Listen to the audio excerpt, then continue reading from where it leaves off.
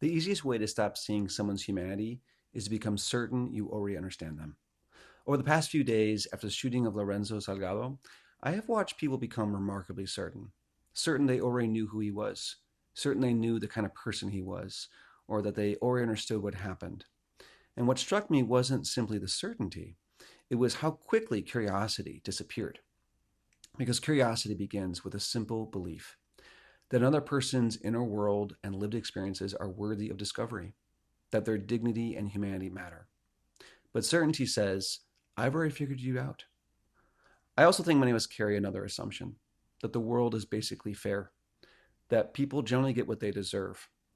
And so when something terrible happens, it's often psychologically easier to believe someone must have deserved it than to confront the reality that profound injustice exists. But caste makes that tendency even more dangerous because caste doesn't just distribute power unequally, it distributes the responsibility for curiosity unequally. People with less power are expected to understand the dominant culture, while people with no power are rarely expected to make that same effort in return. People with more power are often given the benefit of the doubt. Their actions are treated as complex, their mistakes are given context, their humanity is assumed. People with less power are often expected to explain themselves, justify themselves, and prove their humanity before they're offered that same compassion and curiosity. This isn't just something that happens in our closest relationships, it's something we see throughout society.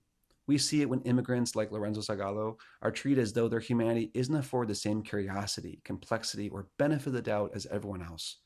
We see it when Black trans women are murdered and their deaths are met with indifference, blame, or silence instead of moral outrage.